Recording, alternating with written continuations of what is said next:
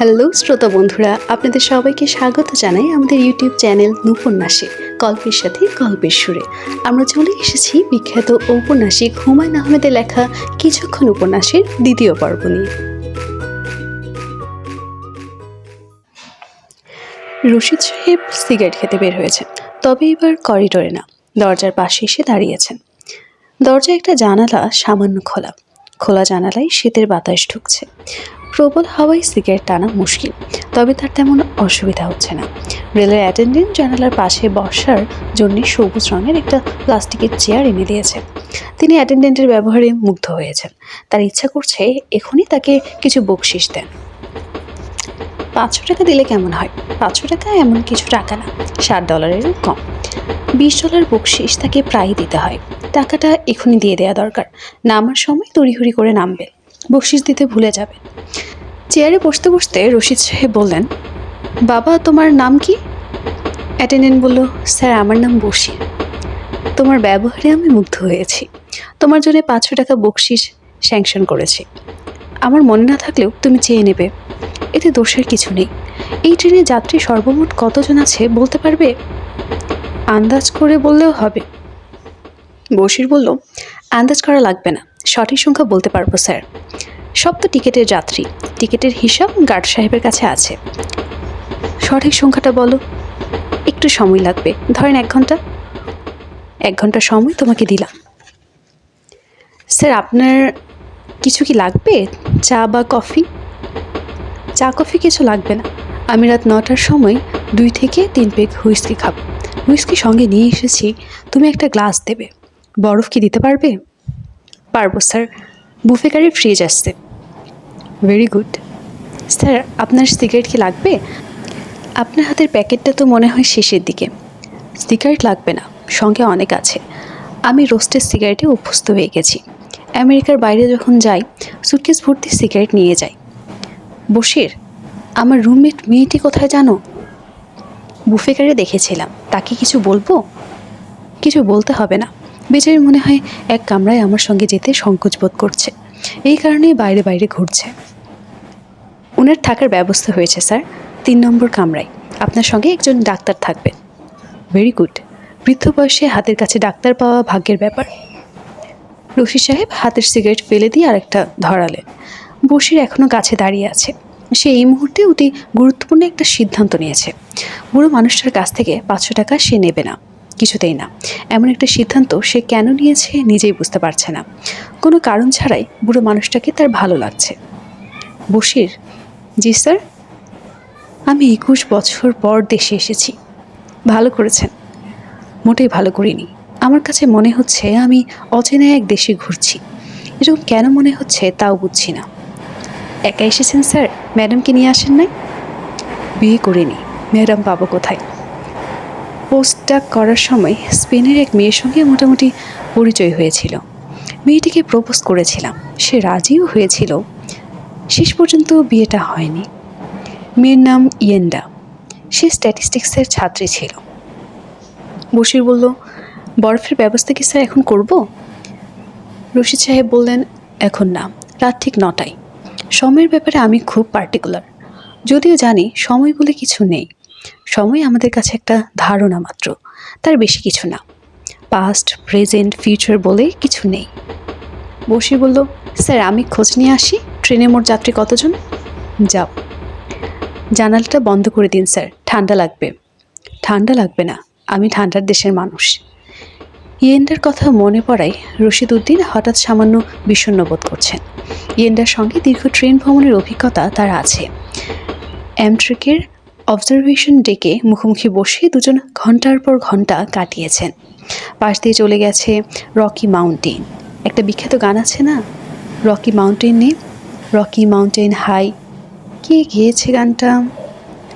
Chitra buffet কারে doctor আশরাফের মুখোমুখি বসে আছে। সহজভাবে গল্প করে যাচ্ছে। অপরিচিত জনের সঙ্গে কথা বলার অস্বস্তি কাজ করছে না। তাদের টেবিল থেকে একটু দূরে কয়েকজন যুবক প্রাণ খুলে আড্ডা দিচ্ছে। তাদের মধ্যে একজন মনে হয় ওস্তাদ গল্পকার। কিছুক্ষণ পরপর সে একটা গল্প করছে। আশেপাশে সব বন্ধুরা হাসতে হাসতে গড়াগড়ি খাচ্ছে। গল্পকার ছেলেটির গায়ে নীল রঙের সোয়েটার, টকটকে লাল রঙের একটা মাফলার সে কান ঢেকেছে। তাকে দেখে 3 ডাইমেনশনাল বাংলাদেশের পতাকার মতো লাগছে। চিত্রা ইচ্ছা করছে বাংলাদেশি ওই পতাকার কাছে গিয়ে বলে, আপনাদের সঙ্গে কিছুক্ষণ বসতে পারি, গল্প শুনবো। অনেকদিন আমি হাসি না, আপনার গল্প শুনে হাসব। ইচ্ছা করলেও কাজটা তার পক্ষে সম্ভব না। লিলি থাকলে নির্বিকার ভঙ্গিতে ওই টেবিলে চলে যেত, গম্ভীর ভঙ্গিতে বলতো, আমাকে জায়গা দিন তো, জোকস শুনবো, আমি নিজেও শোনাবো। আশা বলল, আপনার কি মনে হচ্ছে আমার মাকে রুমমেট হিসেবে নিতে পারবেন? চিত্রা বলল, কেন পারবো না? মা কিন্তু অনেক বিরক্ত করবে, রাতে ঘুমোতে দেবে না, উদ্ভট সব ভূতের গল্প শুরু করবেন। সব ভূত উনি নিজেই দেখেছেন। চিত্রা বলল, মায়ের উপর আপনার কি কোনো রাগ আছে? আশা বলল, আছে। মা হচ্ছে এমন একজন মানুষ যার কাছে অন্যের মতামতের কোনো মূল্য নেই। আমার ডাক্তার হবার কোনো ইচ্ছা ছিল না। অন্যের রোগের উপর আমি বেঁচে থাকবো ভাবতেই খারাপ লাগে। মার জন্য আমাকে ডাক্তারি পড়তে হয়েছে। আমার বাবার একটা গল্প শুনলেই বুঝবেন মা কেমন মহিলা। গল্পটা বলবো? আপনার শোনার ধৈর্য আছে? আছে, আপনি গল্প ভালো বলেন। আশা বলল, আমার বাবা ছিলেন খুবই নির্বিরোধী মানুষ, কারো কোনো ঝামেলাই নেই। অফিসে যাবেন, অফিস থেকে বাসায় ফিরে চুপচাপ বসে থাকবেন। তিনি একবার ঠিক করলেন সবাইকে নিয়ে কক্সবাজার যাবেন, সমুদ্র দেখবেন। তিনি ট্রেনের টিকিট কাটলেন, কক্সবাজারে হোটেল বুকিং দিলেন। তার উৎসাহের সীমা নেই। যেদিন যাব তার আগের দিন মা বললেন, কক্সবাজার যাব না। বাবা হতভম্ব হয়ে বললেন, কেন? মা বললেন, কক্সবাজার সি বিচে চোরাবালি আছে, অনেকে চোরাবালিতে ডুবে মারা গেছে। বাবা বললেন, সমুদ্রে নামবো না। মা বললেন, বাদ বাদ, সমুদ্র বাদ, চলো সিলেটে যাই, জাফলং সুন্দর জায়গা। সিমিরা জাফলং গিয়েছিল, ছবি তুলে এনেছে, দেখার মতো জায়গা।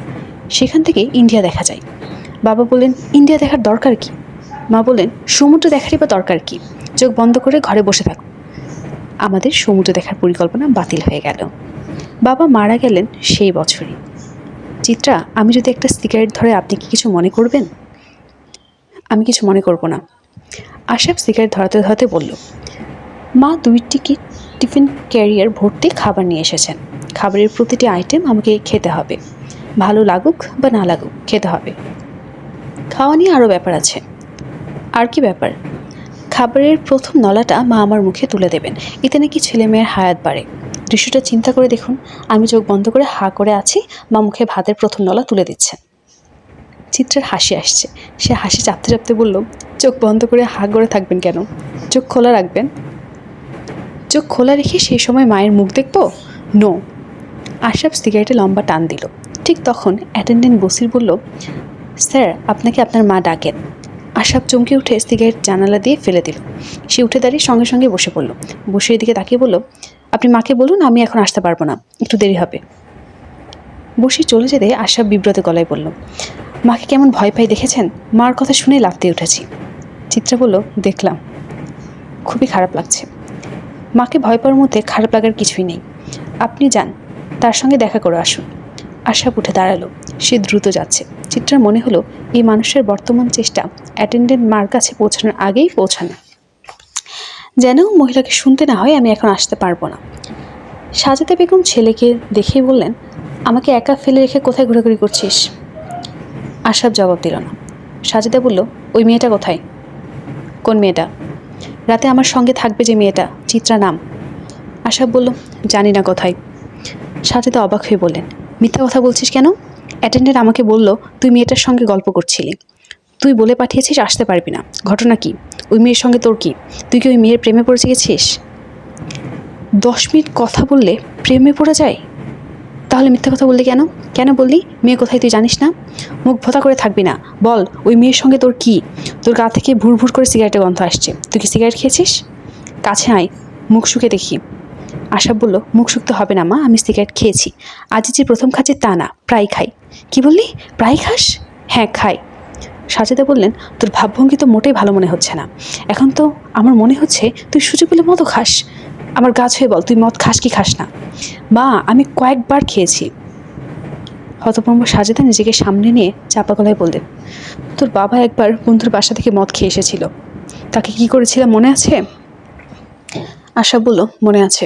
আমি যতদিন বাঁচবো ততদিন মনে থাকবে, যে অন্যায় সেরাতে তুমি করেছো তার কোনো তুলনা নেই। সাজেদা হতভম্ব গলায় বললেন, তুই আমার অন্যায়টা শুধু দেখলি, তোর বাপের অন্যায়টা দেখলি না? বন্ধুর বাসা থেকে মদ খেয়ে এসে আমাকে বলছে জিরা পানি খেয়েছে, তার মুখে নাকি জিরার গন্ধ। আমাকে জিরা চেনায়? আমি জিরার গন্ধ চিনি না? আমি মশলা ছাড়া রাঁধি। আশা কামরা থেকে বের হল। মার একটানা কথা শুনতে অসহ্য লাগছে। মা কথা বলতেই থাকবেন, একসময় কাঁদতে শুরু করবেন। আশা করিডোরে এসেই সিগারেট ধরালো।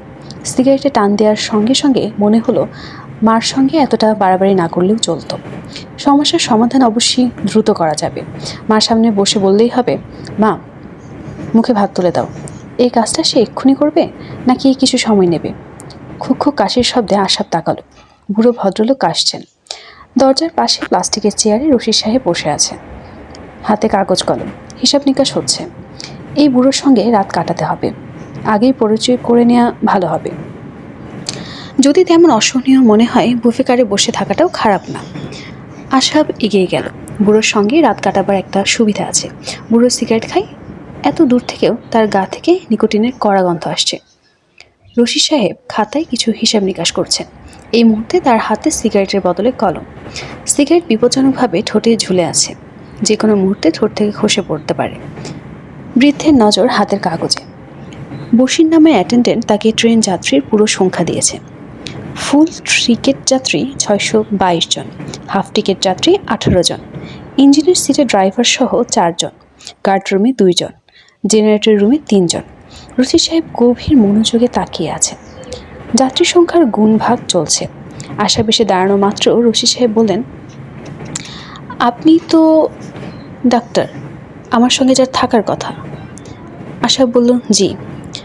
কটা বাজে দেখুন তো? 9:10।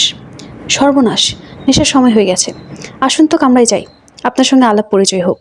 ওই মেয়েটাকেও দরকার, আমার ঘর থেকে জিনিসপত্র নিয়ে যাবে। ওই মেয়ে তো থাকবে আপনার মায়ের সঙ্গে। জি। তাহলে এক কাজ করুন, আপনি তার সুটকেস আপনার মার ঘরে রেখে আসুন। আমি চাই না মেয়েটা আমার কামরায় আবার আসুক।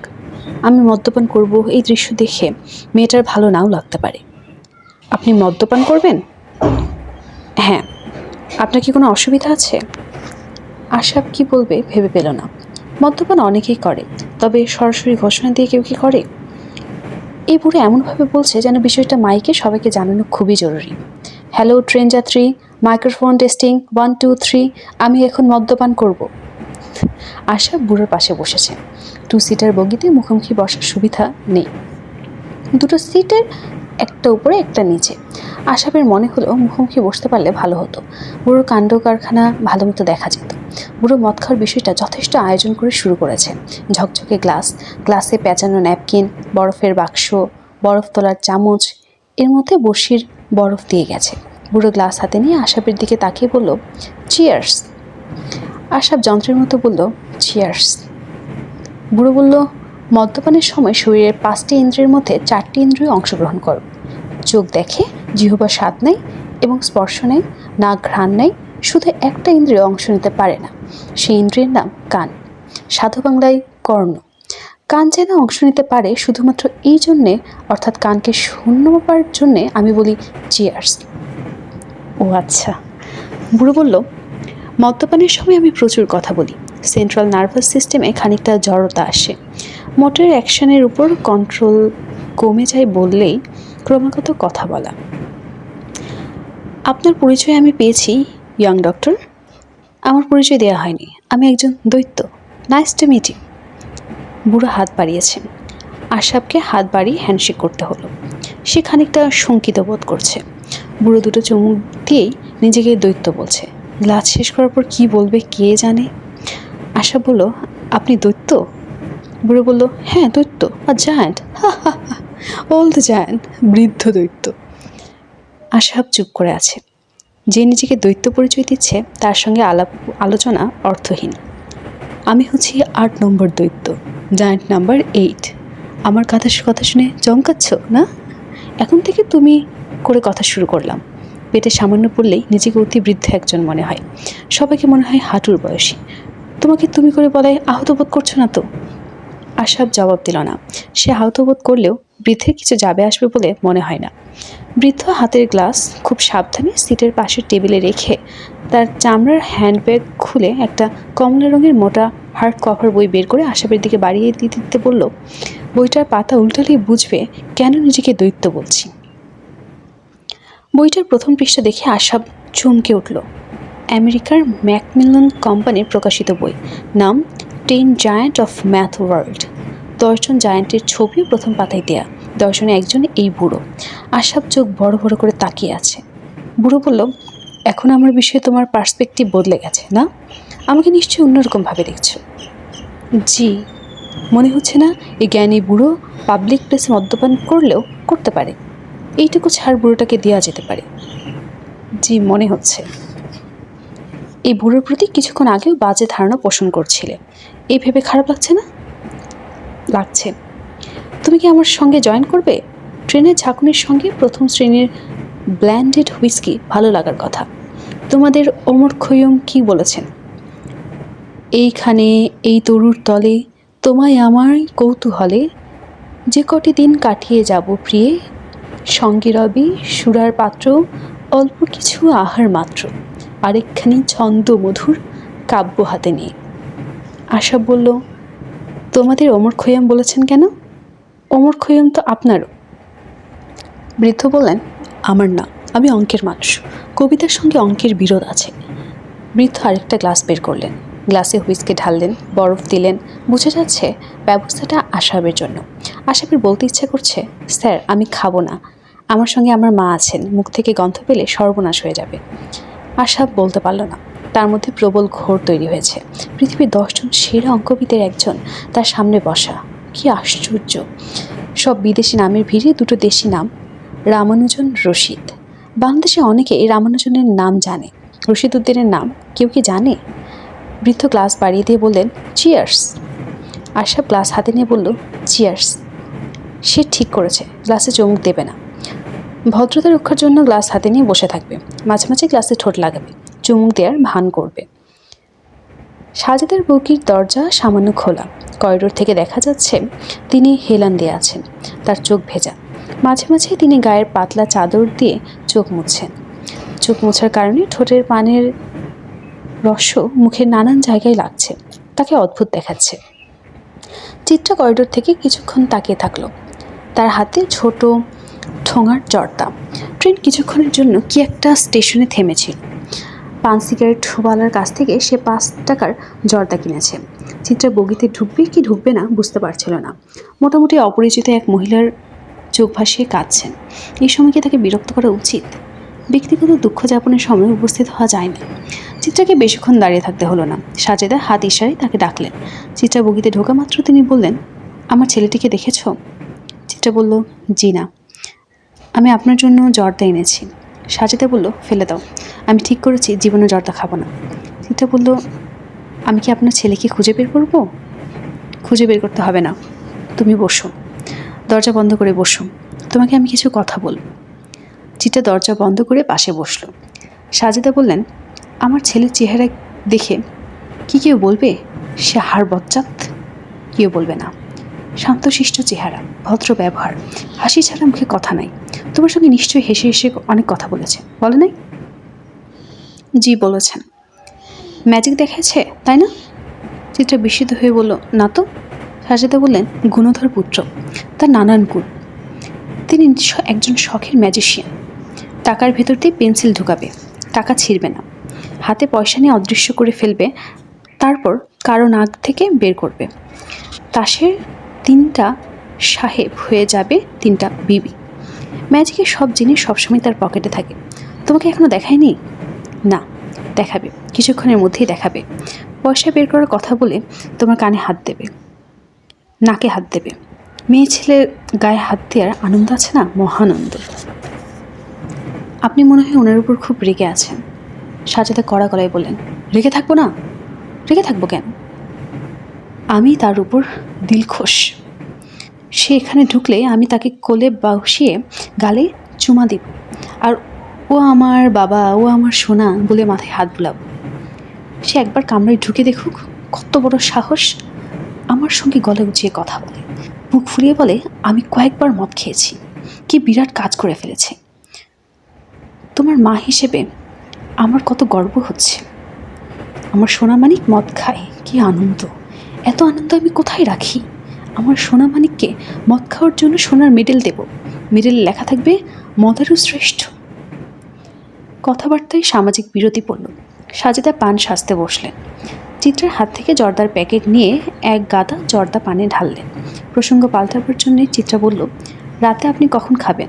বুফে গাড়ি খেতে হলে আগে অর্ডার দিতে হবে। ওরা তাই বলল। সাজেদা বললেন, খাবার আমি সঙ্গে নিয়ে এসেছি। হটপটে গরম খাবার আছে, তুমি আমার সঙ্গে খাবে। আশাবাদ মদারু ছেলের সঙ্গে বসে আমি খাবো না। মা, তুমি একটা কাজ করো, আমার মদারু পুত্রকে ডেকে আনো। তুমি ওর সঙ্গে কামরায় ঢুকবে না। আমি এমন কিছু ঘটনা ঘটাবো যা তোমার দেখা ঠিক হবে না। কথাই বলে সাপের 5 পা দেখা, আমি মদারুটাকে সাপের 50 পা দেখাবো। চিত্রা বগি থেকে বের হলো। করিডোরে কাউকে দেখা যাচ্ছে না। সে রওনা হলো বুফে কারের দিকে। বুফে কারে রাতের খাবারের অর্ডার দিয়েছিল। অর্ডার ক্যান্সেল করতে হবে। এই মহিলা তাকে না খেয়ে ছাড়বেন না, এটা বোঝা যাচ্ছে। শুধু যে খাওয়াবেন তা না, নানান অত্যাচারও করবেন। ভালোবাসা দেখাতে গিয়ে অত্যাচার। রশিদ সাহেব ধাক্কার মতো খেয়েছেন। ডাক্তার ছেলেটা যে এত ওস্তাদ তিনি কল্পনাও করেননি। তার মতো সজাগ চোখের একজন মানুষকে বোকা বানানো সম্পূর্ণ অসম্ভব, অথচ এই ছেলে তাই করেছে। চোখের সামনে 5 টাকার একটা কয়েন অদৃশ্য করেছে। কোটের হাতায় লুকিয়ে রাখার প্রশ্নই ওঠে না। কোটের হাতা সে গুটিয়ে নিয়েছে। একটা বস্তু হঠাৎ অদৃশ্য হতে পারে না। ভোলাটাইল কোনো বস্তু অদৃশ্য হলে বলা যেত যে হাতের মুঠোয় উত্তাপে কি বস্তুটা বাষ্প হয়ে উড়ে গেছে। 5 টাকার কয়েন কোনো ভোলাটাইল বস্তু না। আশা বলল, স্যার, আপনার মনে হয় ম্যাজিকটা খুব পছন্দ হয়েছে। রশিদ সাহেব বললেন, পছন্দ হবার কিছু না, এটা নতুন কেনা শার্ট না যে পছন্দ হবে। আমি বিভ্রান্ত হয়েছি। কেন বিভ্রান্ত হয়েছি এটা বের করতে হবে। আমি অল্প বুদ্ধির মানুষ না যে যাই দেখব তাতেই বিভ্রান্ত হব। অতি বুদ্ধিমানরাই সহজে বিভ্রান্ত হয়। Don't talk nonsense. আশা চুপ করে গেল। বৃদ্ধের হতচকিত অবস্থাটাই সে খুবই মজা পাচ্ছে। কাউকে ম্যাজিক দেখে এত আরাম এর আগে সে পায়নি। স্যার, আরেকটা খেলা কি দেখাবো? রুমালের কালার চেঞ্জ। লাল রঙের রুমাল প্রথমে হবে সবুজ, তারপর সাদা। যেটা দেখিয়েছ সেটা রহস্য আগে বের করি। সম্পূর্ণ নতুন দিক থেকে চিন্তা শুরু করেছি, এতে মনে হয় কাজ হবে। রশিদ সাহেব গ্লাসে হুইস্কি ঢালতে ঢালতে বললেন, তোমাকে কি আরেক পেক দেব? দিন। তোমার 2টা হয়েছে, এটা নিলে হবে 3rd। মেজাজ ফুরফুরে করার জন্য 3টার বিকল্প হয় না। ইংরেজিতে এই কারণে বলে 3 is company। সেটা তো মানুষের জন্যে। মানুষের জন্য যেটা সত্যি, হুইস্কির জন্যও সত্যি। আশাব নিজের গ্লাস হাতে নিতে নিতে বলল, ম্যাজিকটা রহস্য উদ্ধারে নতুন কোনো দিক থেকে অগ্রসর হচ্ছেন, একটু কি বলবেন? বৃদ্ধ বললেন, অবশ্যই বলবো। যখন চিন্তা শুরু করব তখন বলবো। এখনও চিন্তা শুরু করিনি। এখন ব্রেনকে রেস্ট দিচ্ছি। কিভাবে রেস্ট দিচ্ছেন? সম্পূর্ণ অন্য বিষয় নিয়ে চিন্তা করছি। অন্য বিষয়টা কি জানতে চাও? চাই। বৃদ্ধ সিটে পা তুলে আরাম করে বসতে বসতে বললেন, এই ট্রেনের যাত্রীর সংখ্যা আমার কাছে আছে। সর্বমোট যাত্রীর সংখ্যা 622 যোগ 18 যোগ 4 যোগ 2 যোগ 3 অর্থাৎ 649। আশা বলল, এর মধ্যে কিছু বিভিন্ন স্টেশনে নামবে, কিছু উঠবে। তা ঠিক, তবে গড় সংখ্যা 649। জি। এই যাত্রীদের মধ্যে একজন মৃত। জি। একজন আছে যে সবচেয়ে জ্ঞানী। আশা বলল, সবচেয়ে জ্ঞানী আপনি হওয়া সম্ভব। বৃদ্ধা বললেন, তা সম্ভব, তবে আমার চেয়েও জ্ঞানী কেউ থাকতে পারে। আমার সাফল্য বেশি। সাফল্য এবং জ্ঞান এক না। আশা বলল, মানলাম। একজনকে পাওয়া যাবে সবচেয়ে বোকা, একজন থাকবেন সবচেয়ে ধার্মিক। এক মৌলানা সাহেব যাচ্ছেন, সারাক্ষণ তসবি টানছেন, উনি হবেন সবচেয়ে ধার্মিক। বৃদ্ধ বললেন, মৌলানাকে আমিও দেখেছি। হ্যাঁ, সে হতে পারে। একজন হবে সবচেয়ে ক্ষমতাধর। আশা বলল, সেটা কি আমি জানি। এই ট্রেনে স্বরাষ্ট্রমন্ত্রী যাচ্ছেন, তিনি সেলুন কারে। স্বরাষ্ট্রমন্ত্রীকে সবচেয়ে ক্ষমতাধর? জি স্যার। বৃদ্ধ বললেন, ওনার নামটা জানা দরকার। নাম দিয়ে কী করবেন? বৃদ্ধ বললেন, নাম দিয়েও একটা খেলা করা যাবে। ধরো ওনার নাম যদি হয় জলিল, তাহলে আমরা দেখাবো যাত্রীদের মধ্যে কতজন জলিল আছে। এই জলিলদের মধ্যে সামাজিক অবস্থা কার কী, তাদের জন্ম তারিখ যদি বের করা যায়, তাহলে আমরা হিসাব করব একই দিনের জন্মেও সামাজিক অবস্থানে এখন কি কোথায়।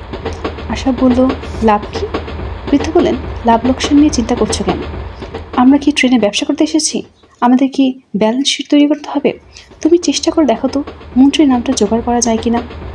গ্লাসটা শেষ করে তারপর যাও। লাস্ট একটা কি খাবে? নাম্বার 4। এখনই মাথা ঘুরছে, আর খাওয়া ঠিক হবে না। পিথাগোরাসের ধারণা 4 একটি ম্যাজিক্যাল নাম্বার। সংখ্যার ধারায় 4 হচ্ছে প্রথম সংখ্যা যার বর্গমূল হয়। বর্গমূল আবার প্রাইম নাম্বার। দিক আছে 4টা, পূর্ব, পশ্চিম, উত্তর, দক্ষিণ। আশা বলল, আপনি যেভাবে ব্যাখ্যা করলেন তাদের 4 পর্যন্ত যাওয়া যায়। 4 পর্যন্ত না গেলে পিথাগোরাসের প্রতি অসম্মান করা হবে। ঠিক বলেছ, তুমি মন্ত্রীর নাম জেনে আসো, ততক্ষণ আমি তোমার ম্যাজিকের রহস্যটা চিন্তা করি। তারপর আমরা মহান পিথাগোরাসকে সম্মান দেখাবো। আশাব কামরা থেকে বের হয়ে চিত্রার সামনে পড়ে গেল। চিত্রা বলল, আপনাকে তো খুঁজছি। আশাব বলল, কেন? আপনার মা আপনার জন্য ব্যস্ত হয়ে আছেন। আশাব বলল, তাকে আরও ব্যস্ত হতে বলুন। উনি আমার জন্য ব্যস্ত, কিন্তু আমি এই মুহূর্তে অন্য কাজে ব্যস্ত। চিত্রা বলল, অন্য কাজটা কি? এই ট্রেনে স্বরাষ্ট্রমন্ত্রী যাচ্ছেন। আমার বর্তমান মিশন তার নাম জানা। তার নাম একে। একে মানে? আবুল খায়ের খান। ওনার জন্ম তারিখ জানেন? জন্ম তারিখ তো জানি না। জন্ম তারিখ দিয়ে কী হবে? ওনার রাশি গণনা করব। উনি কোন রাশির জাতক, ওনার শুভ সংখ্যা কী ইত্যাদি বের করা হবে। চিত্রা বলল, আপনার কি হয়েছে একটু বলবেন? আপনার কথা জড়িয়ে যাচ্ছে, আপনি এলোমেলো পা ফেলছেন। আশা বলল, আমার কি হয়েছে আপনি সত্যি জানতে চান? চাই। আশা বলল, 3 পেগ হুইস্কি খেয়েছি, কিছুক্ষণের মধ্যে আরেক পেগ খাবো, তখন হবে 4 পেগ। পিথাগোরাসের মতে 4 একটি ম্যাজিক্যাল সংখ্যা। 4-এর বর্গমূল হলো 2। এটি একটি প্রাইম সংখ্যা। মহান অঙ্কবিদ পিথাগোরাসের কারণেই আমাকে 4 পর্যন্ত যেতে হচ্ছে। আর কিছু জানতে চান? চিত্রা বিস্মিত চোখে তাকিয়ে আছে। আশা বলল, আপনি কি আমার জন্য একটা কাজ করতে পারবেন? ছোট্ট কাজ। কাজটা করলে আমার খুব উপকার হয়। কাজটা কি? আমার মাকে গিয়ে বলবেন যে তার গুণধর পুত্র মদ খাচ্ছে, গ্রিন লেভেল হুইস্কি। ভালো কথা, মন্ত্রীর নামটা আরেকবার বলুন, ভুলে গেছি। আবুল খায়ের খান। গুড। মাওলানা সাহেবের নামটা জানতে পারলে ভালো হতো, ওনার নামের প্রয়োজন পড়তে পারে। কোন মাওলানা? আছেন একজন, 7 নম্বর বগিতে আছেন। ধারণা করা যাচ্ছে তিনি ট্রেনের 649 জন যাত্রীর মধ্যে সবচেয়ে ধার্মিক। আশাব রশিদ সাহেবের কামরায় ঢুকে শব্দ করে দরজা বন্ধ করে ফেলল। কামরার বাইরে হতভম্ব অবস্থায় চিত্র দাঁড়িয়ে। মৌলানা সাহেবের নাম আজিজুর রহমান, বয়স 30 থেকে 35, রোগা পাতলা চেহারা, থুতনিতে সামান্য দাড়ি। মৌলানা সাহেব মনে হচ্ছে শৌখিন মানুষ। তার গায়ের পাঞ্জাবিটা দামি, ফুলের নকশা কাটা। পাঞ্জাবির উপর যে শালটা দিয়েছেন সেই শালও যথেষ্ট দামি। মাথার টুপিটা রঙিন নকশাদার। মৌলানার স্ত্রীর সঙ্গে রাগারাগি করছেন, তবে গলা নামিয়ে। রাগারাগির কারণ তার স্ত্রী আফিয়া মাগরিবের নামাজ পড়েনি। মৌলানা বললেন, নামাজটা কেন পড়লে না একটু বলো তো শুনি। তুমি জানো নামাজ কাজা করতে দেখলে আমার ভালো লাগে না। আফিয়া বলল, আমার শরীরের যে অবস্থা, নিচু হতে পারি না, সেজদায় যাবো কিভাবে? বসে বসে নামাজ পড়ো। তোমার এই অবস্থায় বসে নামাজ জায়েজ আছে। আফিয়া বলল, আমার অবস্থা দেখলে আল্লাহ পাক বলতেন, যা বিটি তোর নামাজ এখন মাফ। মাওলানার স্ত্রীর বেয়াদবিতে কিছুক্ষণের জন্য বাক্যহারা হলেন। নিজেকে সামলাতে সময় লাগলো। ধর্মকর্ম, আল্লাহ পাক এসব অতি গুরুতর বিষয় নিয়ে আফিয়ার হালকা কথাবার্তার অভ্যাস আছে। আগে অনেকবার লক্ষ্য করেছেন, অনেকবার নিষেধ করেছেন। আফিয়া, জি। তুমি একটু আগে মস্ত বড় একটা গুনহার কাজ করেছ। তওবা করো। তওবা করার পর কাজে নামাজ পড়ো। কিভাবে তওবা করব? আমার সঙ্গে 3 বার বলো, আল্লাহুম্মাগ ফিরলি ওয়ারহামনি। আফিয়া 3 বার বললেন। তোমার অজু আছে না? আছে। জানালার সামনে বসে বসে পড়ো। জানালাটা পশ্চিম। ট্রেন এখন ঘুরবে, তখন তো কেবলা বদলে যাবে। মৌলানা বিরক্ত গলায় বললেন, চলন্ত ট্রেনে নামাজে দাঁড়াবার সময় কেবলা ঠিক করে নিতে হয়, এরপরে কেবলা বদলে গেলে অসুবিধা নেই। আফিয়া বললেন, আপনি আমার জন্য আরেক বোতল পানি আনেন, পানি খেয়ে তারপর নামাজ পড়ব। মৌলানা বললেন, আগের বোতলে পানি তো শেষ করো নাই, অর্ধেক এখনো আছে। আফিয়া, তুমি নামাজ না পড়ার বাহানা করছো, আল্লাহ পাক খুবই রাগ হবেন। আফিয়া বলল, আপনাকে একটা সত্যি কথা বলি, আমি এখন নামাজ পড়লে আল্লাহ পাক রাগ হবেন। আমার পানি ভাঙছে, আপনি চিন্তায় পড়বেন বলে কিছু বলি নাই। ট্রেনে আমার সন্তান হবে, আপনি খোঁজ নেন ট্রেনে কোনো ডাক্তার আছে কি না। কথা শেষ করার আগে প্রবল ব্যথায় আফিয়া মুখ বিকৃত করল। চাপা গলায় তার মাকে ডাকলো, মা গো। মৌলানা হতভম্ব হয়ে তাকিয়ে রইলেন। এ কি মুসিবত! আল্লাহ পাকে এটা আবার কোন পরীক্ষা? এই মুহূর্তে হতভম্ব অবস্থায় যে ব্যক্তি মোবাইল হাতে দাঁড়িয়ে আছেন তার নাম কে স্বরাষ্ট্রমন্ত্রী আবুল খায়ের খান। তিনি কোন দলের মন্ত্রী তা ব্যাখ্যা করার কোনো প্রয়োজন নেই, সব দলের মন্ত্রী এক। তাদের মধ্যে গুণগত প্রভেদ যেমন নেই, দোষগত প্রভেদও নেই। তাদের সঙ্গে গ্রাম্য বাউলদের কিছু মিল আছে। বাউলও যেমন বন্দনা না গেয়ে মূল গান গাইতে পারেন না, এরও সেরকম নিজ নিজ নেত্রীর বন্দনা না গিয়ে কোনো কথা বলতে পারেন না। আবুল খায়ের খান সাহেবের হাতে মোবাইল। তিনি মোবাইল বন্ধ করার পরেও মোবাইলের দিকে তাকিয়ে আছেন। তার গলায় টক ভাব হচ্ছে।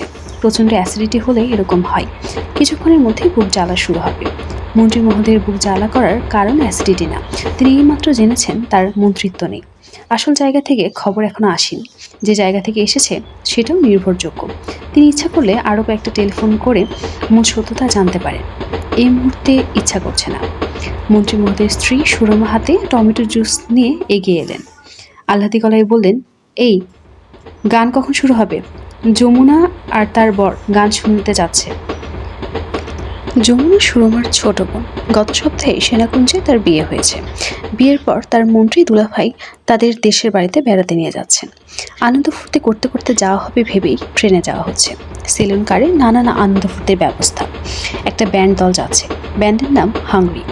ভিডিওম্যান যাচ্ছে, তার দায়িত্ব ভিডিও করা, কোনো আনন্দ যেন বাদ না পড়ে। ঢাকা ক্লাব থেকে একজন বারটেন্ডার নেওয়া হয়েছে যে ককটেল বানানোর ওস্তাদ। সম্প্রতি সুরমার ককটেল আসক্তি হয়েছে। তিনি বিশেষ বিশেষ পার্টিতে ককটেলের ব্যবস্থা রাখেন। সিঙ্গাপুর থেকে ককটেল বানানোর উপর একটা বইও কিনেছেন। তার ইচ্ছা আজ বই দেখে কয়েকটা আইটেম বানাবেন। সুরমা বললেন, এই কথা বলছো না কেন? গান কি শুরু হবে? মন্ত্রী শুকনো গলায় বললেন, তোমার শরীর খারাপ নাকি? অ্যাসিডিটি হচ্ছে। সুরমা উদ্বিগ্ন গলায় বললেন, অ্যান্টাসিড খেয়ে এক গ্লাস ঠান্ডা দুধ খাও। দুধ নিয়ে এসেছি, দেবো? দাও। একটু আগে টেলিফোন কে করেছে? অফিস থেকে। সুরমা বিরক্ত গলায় বললেন, তারা কি একটা সেকেন্ডের জন্য তোমায় বিশ্রাম দেবে না? দিন রাত কাজ করতে হবে। মোবাইলটা অফ করে রাখো তো। মন্ত্রী তো আরও আছে, একমাত্র তোমাকেই দেখলাম জীবনটা দিয়ে দিচ্ছ। নেত্রীর এত কাছের যে সালাম সাহেব সন্ধ্যার পরেই তো সে বোতল নিয়ে বসে, তখন তার টিকিট দেখা পাওয়া যায় না। মন্ত্রী বললেন, থামো তো। সুরমা বললেন, থামবো কেন? সত্যি কথা বলতে আমি ভয় পাই না। আমি সালাম সাহেবের মুখের উপর এই কথা বলতে পারবো। তার স্ত্রী গত 1 মাসে 3 বার বিদেশ গিয়েছে। বেইজিং থেকে একটা খাট কিনে এনেছে $21,000 দামে। টাকা কোত্থেকে আসে আমি জানি না। আমি চামচে দুধ খাওয়া মেয়ে না। সুরমা টমেটো জুসের গ্লাস নিয়ে খাস কামরার দিকে রওনা হয়েছেন। যমুনা তার স্বামী ফয়সলকে নিয়ে সেই কামরাতেই আছে। দুজন হাত ধরাধরি করে বসা ছিল। সুরমাকে দেখে হাত ছেড়ে দিল। সুরমা বললেন, ফয়সল, তুমি আমাকে দেখে লজ্জা পাচ্ছ কেন বলো তো? স্ত্রীর হাত ধরে বসে থাকবে না তো কার হাত ধরে বসবে? আমার মধ্যে কোনো রকম প্রিজুডিস নেই। সুরমার পড়াশোনা ক্লাস 6 পর্যন্ত। তার দ্রুত উন্নতি হয়েছে। কথাবার্তায় তিনি এত চমৎকার করে ইংরেজি শব্দ ব্যবহার করেন যে তার শিক্ষা দীক্ষা নিয়ে বিভ্রান্ত হতে হয়। প্রিজুডিস শব্দটা গত সপ্তাহে শিখেছেন। এর অর্থ মন খোলা, যে কোনো কিছুতেই কিছু মনে করা না। সুযোগ পেলেই সুরমা প্রিজুডিস শব্দটা ব্যবহার করেন যাতে সরগর হয়ে যায়। সুরমা বসতে বসতে বললেন, ফয়সাল, 1 গ্লাস টমেটো জুস খাবে? খেয়ে দেখতে পারো। সামান্য ভটকা দেওয়া হয়েছে টমেটোর গন্ধ দূর করার জন্যে। এরা ব্লাডি মেরি না কি কি যেন বলে। ফয়সাল বলল, খেয়ে দেখতে পারি। যমুনা বলল, বড়পা, ও খেলে আমাকে একটু দিতে হবে। আমি কোনোদিন ভটকা খাইনি, আজ খেয়ে রাশিয়ান হয়ে যাব। আমার নাম হবে যমুনা বস্কি। সুরমা বললেন, তুই ভটকা খাবি মানে পাগলা নাকি? এসব বললে হবে না। আমিও 1 চুমুক খাবো। 1 চুমুক খেলে কি হয়? আমি যমুনা বস্কি হব। সুরমা বললেন, ঠিক আছে, তোকে দেবো 1 গ্লাস। ঘ্যান ঘ্যান বন্ধ করে তোর দুলাভাইকে 1 গ্লাস দুধ দিয়ে আয়। ওর অ্যাসিডিটি হচ্ছে। কোনো বিশ্রাম নাই, কিছু নাই, শুধু কাজ আর কাজ। অ্যাসিডিটি তো হবে। একটু বেড়াতে যাচ্ছে, এর মধ্যেও টেলিফোনের পর টেলিফোন। যমুনা বলল, আপা, দুলাভাইকে বলো মোবাইল সেটে জানালা দিয়ে ফেলে দিতে। ময়মনসিংহ পৌঁছে আরেকটা কিনে নেবে। সুরমা বলল, তুই যে কি পাগলের মতো কথা বলিস? দিনের মধ্যে 10 বার প্রধানমন্ত্রী টেলিফোন করেন। সেট ফেলে দিলে ওনার কল কে রিসিভ করবে? প্রধানমন্ত্রীর সবচেয়ে কাছের মানুষ বলতে এখন সে। মন্ত্রী মহোদয়ের কাছে টেলিফোন এসেছে। টেলিফোন করেছে তার বড় ছেলে ইমতিয়াজ। ইমতিয়াজের গলার স্বর চাপা, ভীত ভাবও আছে। বাবা, ভালো আছো বাবা? আমার বিষয়ে কেউ কি তোমাকে টেলিফোন করেছে? না। তুই কি নতুন কোনো ঝামেলা পাকিয়েছিস? হুম। বাবা, তোমরা কি মজা করছো? গানের দলটা কেমন? জানি না কেমন, গান শুরু হয়নি। আচ্ছা বাবা শোনো, আমি ছোট্ট একটা ঝামেলায় পড়েছি। কি ঝামেলা? কিছু দুষ্টু লোক আমাকে ফলস অ্যাকুইজিশন দিচ্ছে। আমি নাকি একটা মেয়েকে রেপ করেছি। অথচ ঘটনা যখন ঘটে আমি তখন নারায়ণগঞ্জে আমার এক বন্ধুর বাসায়। তুমি বিখ্যাত মানুষ হয়ে সবে লেগেছে আমার পেছনে। আমাকে দিয়ে তারা তোমার ক্যারিয়ার নষ্ট করতে চায়। মেয়েটা এখন আছে কোথায়? হাসপাতালে। পুলিশ কেস হয়েছে? ওরা কেস করতে গিয়েছিল। ওসি সাহেব কেস নেননি। উনি খুবই ভদ্রলোক, আমাকে টেলিফোন করে বলেছেন চিন্তা না করতে। পত্রিকায় জানাজানি হয়েছে? এখনো হয়নি। পত্রিকা চেক দেওয়ার ব্যবস্থা করেছি। কিভাবে? টাকা পয়সা দিয়ে। তৌহিদ আছে আমার ফ্রেন্ড, সে এইসব ব্যাপারে ওস্তাদ। টেলিফোনে লাইন কেটে গেল। আবুল খায়ের খান সাহেব কপালের ঘাম মুছলেন। তার ছেলে এখনো মন্ত্রিত্ব যাবার খবরটা জানে না। কিছুক্ষণের মধ্যেই জেনে ফেলবে। তখন কি হবে? মন্ত্রিত্ব চলে যাওয়া পিতার পুত্ররা ভয়াবহ অবস্থায় পড়বে, এটা তো জানার কথা। ইমতিয়াজ অ্যারেস্ট হবে আজ রাতেই। কোর্টে চালান করা মাত্র কোর্ট 3 দিনের রিমান্ড দিয়ে দেবে। আবুল খায়ের খান সাহেব দীর্ঘ নিঃশ্বাস ফেলেন। মন্ত্রী থাকতে থাকতে ছেলের বিয়ে পারলেন না। দিতে পারলে উপহার দিয়ে ঘর ভর্তি করে ফেলতে পারতেন। গাড়ি পাওয়া যেত কম হলেও 2টা। নিউ টেক্সটাইলের মালিক মজিদ সাহেব তো বলেই রেখেছেন, ছেলের বিয়ের অন্তত 6 মাস আগে আমাকে খবর দেবেন। আমি জাপান থেকে ব্র্যান্ড নিউ গাড়ি আনিয়ে দেব। আপনার ছেলে তার চাচার কাছ থেকে একটা নতুন গাড়ি পাবে না? তা কে পাবে? সুরমা নিজেই গ্লাসে করে দুধ এনেছেন। তিনি স্বামীকে আদরের গলায় বললেন, এক চুমুকে খেয়ে ফেলো তো। এই নাও অ্যান্টাসিড। দুধ খাওয়ার পর একটা ট্যাবলেট খাবে। খায়ের সাহেব দুধের গ্লাসে চুমুক দিলেন। সত্যি বুক জ্বালা পোড়া করছে। সুরমা বললেন, এই শোনো, ইমতিয়াজ এইমাত্র টেলিফোন করেছে। শত্রুতা করে কে না কি তাকে ফাঁসাতে চেষ্টা করছে। ধানমন্ডি থানার ওসি সাহেবকে একটু বলে দিও। নাকি আমি বলবো? তোমার বলার দরকার নেই। আমি বলতে পারি। আমাকে উনি খুবই সম্মান করেন। খায়ের সাহেব বললেন, বললাম তো তোমাকে টেলিফোন করতে হবে না। কথা যা বলার আমি বলবো। বাবুর্চি জিজ্ঞেস করেছিল ডিনার কখন দিবে। ঠিক 10টার সময় দিতে বলবো? বলো। দুধের গ্লাস হাতে নিয়ে বসে আছো কেন? খাও। তুমি তোমার কাজে যাও, আমি সময় মতো খেয়ে নেব। সুরমা বললেন, তুমি একা একা আছো কেন? এসো সবাই গল্প করি। খায়ের সাহেব বিরক্ত ভঙ্গিতে বললেন, আমাকে কিছুক্ষণ একা থাকতে দাও। তোমার সমস্যা কি? 10টা না 15টা না, একটা মাত্র শাড়ি আয়োজন করে বেড়াতে নিয়ে যাচ্ছ, একটা কথা বলছো না। ওরা কি মনে করবে? যমুনার হাজবেন্ড কি যে ভালো যোগ বলতে পারে, শুনলে হাসতে হাসতে পেট ফেটে যাবে। এসো যোগ শুনে যাও। একটা জরুরি টেলিফোন করে আসি, 5টা মিনিট দাও। মনে থাকে যেন 5 মিনিট। আমি কিন্তু ঘড়ি দেখব। 5 মিনিটের মধ্যে না এলে যমুনা এসে তোমাকে অ্যারেস্ট করে নিয়ে যাবে। সুরমা দ্রুত কেবিনের দিকে রওনা হলেন। তখনই ছোট্ট অঘটন ঘটল। সেলুন কারে একজন অ্যাটেন্ডেন্টের সঙ্গে তার ধাক্কা লেগে গেল। অ্যাটেন্ডেন্টের হাতে ট্রেতে 3টা টমেটো জুসের গ্লাস। একটা গ্লাস গড়িয়ে পড়ল সুরমার শাড়িতে। সুরমা কঠিন গলায় বলেন, এই স্টুপিড, তুমি কি অন্ধ? জবাব দাও, তুমি কি অন্ধ? এই শাড়ির দাম জানো? অ্যাটেন্ডেন্ট বেচারা গেল হক চুকিয়ে। এইবার তার হাতে ট্রে পড়ে গেল। দ্বিতীয় গ্লাসটাও গড়িয়ে পড়ল। সুরমা চেঁচিয়ে বললেন, এই স্টুপিডকে এখানে কে এনেছে? এই ব্যাটা বদমাস, কানে ধর, কানে ধর বললাম। খায়ের সাহেব বললেন, সুরমা বাদ দাও তো। সুরমা কঠিন গলায় বললেন, আমার অ্যাডমিনিস্ট্রেশনে তুমি নাক গলাবে না। এদের শাস্তি না দিলে এটা ঠিক হবে না। হাদার মতো দাঁড়িয়ে আছো কেন? কানে ধরো, কানে ধরো বললাম। গুড, এখন উঠবস করো। আমি না বলা পর্যন্ত থামবে না। সেলুন কারের যাত্রীরা বের হয়ে এসেছে। নতুন বিয়ে হওয়া মেয়েরা স্বামী আশেপাশে থাকলে আহ্লাদ করতে পছন্দ করে। যমুনা সেই কারণে হয়তো বলল, ভিডিও ম্যান কোথায়? এই ভিডিও ম্যান, দাঁড়িয়ে আছেন কেন? ভিডিও করুন না, এমন একটা ইন্টারেস্টিং ইভেন্ট, আপনি ক্যামেরা নিয়ে হাঁ করে আছেন। ভিডিও ম্যান ভিডিও স্টার্ট করল। যমুনা বলল, আপা দেখো, ক্রিমিনাল মুখ বাঁকা করে আছে, কাঁদার চেষ্টা করছে, কাঁদতে পারছে না। হ্যালো ভিডিও ম্যান, আপনি ওর ফেসটা ক্লোজে ধরুন, বি ক্লোজ। আবুল খায়ের সাহেব এই পর্যায়ে স্ত্রীর পাশে দাঁড়ালেন। তার কানের কাছে মুখ নিয়ে ফিসফিস করে বললেন, খুব জরুরি কথা, ওইদিকে চলো, এক্ষুনি এসো, রাইট নাও। সুরমা অনিচ্ছায় এগিয়ে গেলেন। কানে ধরে উঠে বসে দৃশ্য ভিডিও হচ্ছে, দেখতে তার মজা লাগছে। সুরমা বললেন, কি বলতে চাও? আবুল খায়ের বললেন, আমার মন্ত্রিত্ব নেই। কি বললে?